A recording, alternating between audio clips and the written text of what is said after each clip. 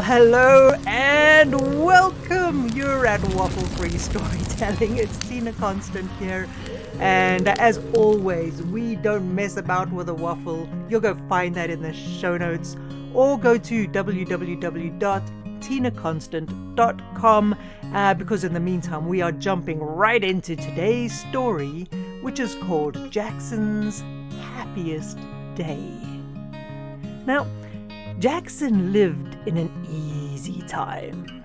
It was easy because people were basically told what to do, how to do it, what to like, who to follow.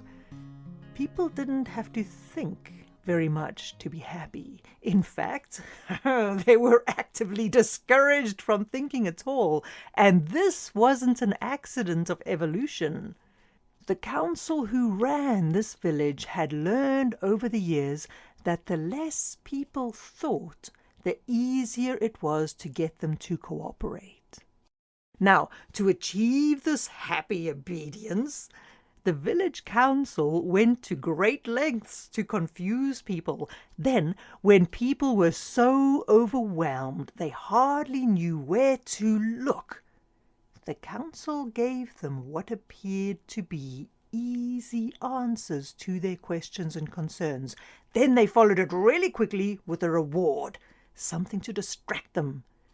It was like training seals, and it worked wonderfully. So, part of the clever plan that the council elders employed was to give people something to aspire to. But the trick was to make it something that people could never actually achieve. Hope and ambition. That was at the root of their strategy. People had to have wishes and dreams and desires and a tiny kernel of hope that they could actually achieve those wishes and desires. The council did this by choosing what was celebrated, worshipped, and adored. And to keep people on their toes, they went a step further by changing the thing that people celebrated and adored, just as folk were beginning to work out how to get it for themselves. And here's how it worked. The council put tall pedestals in the village square where the people who were chosen for greatness stood and were adored and enjoyed. And every day, people took a break from their mundane work. They came to the village square to stare and marvel at these lucky few who possessed the qualities that everybody else wanted. The people would bring gifts and rewards and lay them at the feet of the pedestals. Then they'd wave their hands and shout, all hoping to be seen and noticed by those at the top. But Jackson didn't understand any of this. He'd stare at the people on the pedestal and wonder whether they felt cold and exposed. No matter how much he studied them, he couldn't understand why they were being celebrated. It just seemed too random. For a while, golden hair was a thing that everybody loved and wanted. Anyone born with it was praised and given gifts of silver and placed on one of these pedestals. Then it was people who could juggle, then people who could make tunes from a wind, then people with blue eyes, then people with small feet. Every time a new attribute became the thing to be worshipped and wanted, people in the village would rush off and mimic it as best as they could, hoping to be spotted and put on the pedestal so they too could be worshipped and adored and fed compliments until they were bloated and fat. To Jackson, this made no sense at all. Determined not to fall into the trap, he refused to go to the town square or even look at the pedestals and those on top of them. Instead, he walked by with his head turned away, deep in conversation with the baker about how to keep bread fresh for weeks, or the butcher about the best way to cure meat, or the blacksmith about how to blend different metals to make the strongest tools. or the healer about curing diseases that took people way before their time. As Jackson grew older, he stopped going to the town square at all. He just didn't have the time. The conversations he had had as a child had grown into apprenticeships. Jackson studied and he learned and he practiced. He worked with healers who gave knowledge of nutrition that he shared with bakers who talked about preservation, which he shared with a butcher who talked about preparing meat, which he shared with a blacksmith who made better knives as a result. Now, Jackson worked hard, and his work changed how things were done in the village. People ate better, they healed faster, they had better tools, which made work easier. And when work was easier, people worked faster. And when they worked faster, they had spare time. And it was then that they began to look around them and ask why they had all that spare time. And soon they noticed Jackson and the work he was doing. And the more people talked about Jackson, the less they worshipped the chosen few on the pedestal in the village square. And this did not impress the council. The last thing they needed was someone being celebrated for things that the council did not control. So their solution was simple. They had to control the source. They had to control Jackson. And so the council spread the word that Jackson had been awarded a place on a pedestal. And the further the word spread, the louder it got. The people were so excited they called his name until it deafened all reason. Jackson! Jackson!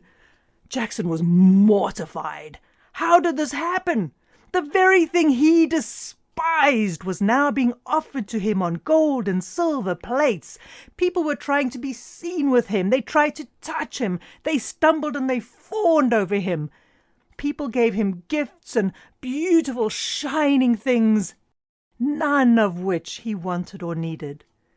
But the more he said no, the more they gave him.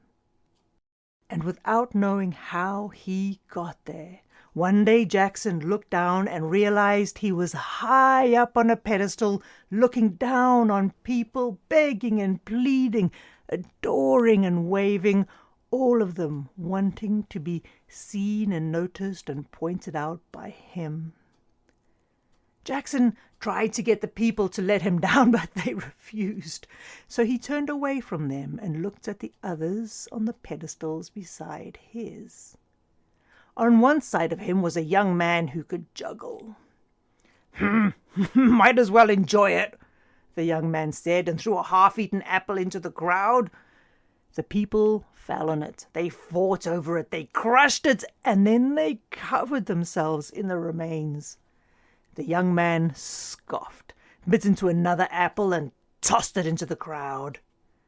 The trick is to give them just enough to make them want more. Jackson turned to the person on the other side. It was a woman, one with green eyes and auburn hair. From this close, Jackson saw things he hadn't noticed from below. The beautiful girl straightened her wig. "As long as I stay up here," she said, "they won't know that I'm not real." Then she filled the cracks on her face with plaster, changed the angles of the light around her, and beamed as the crowd cheered and threw her roses. "It won't last." She fixed a grin on her face and wiped tears from her eyes. "But I will take what I can get for as long as it does." Jackson paused. He didn't want to throw scraps at people. He didn't want to hide behind a mask. He didn't want to stand on this pedestal at all. He had too much to do. So he turned to the crowd and he said, "I'm going to tell you a story. It's a story of our time." And the people listened.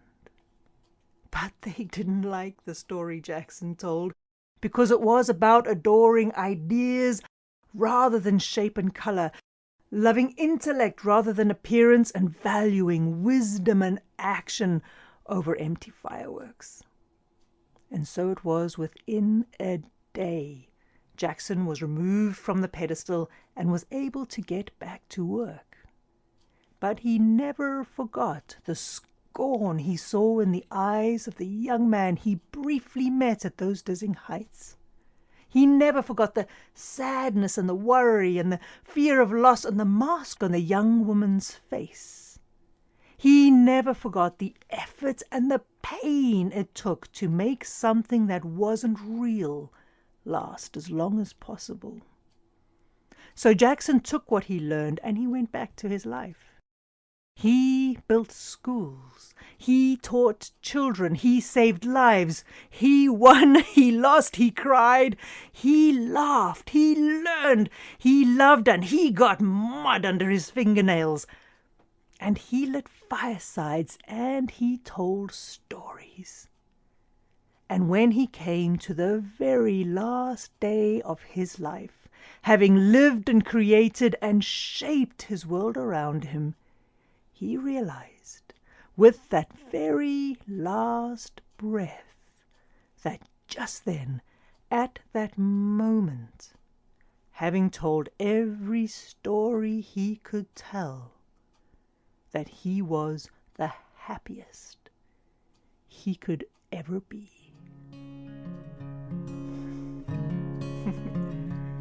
Hey folks, there you go.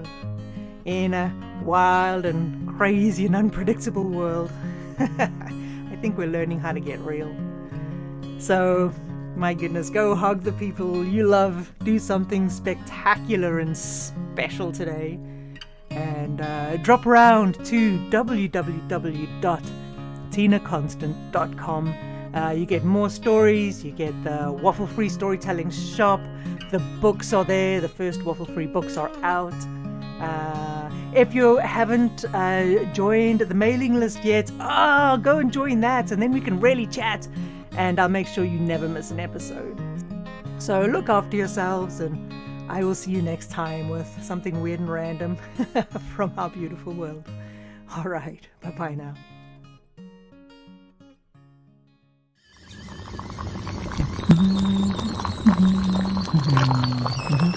Hey. Biscuits later, Jack.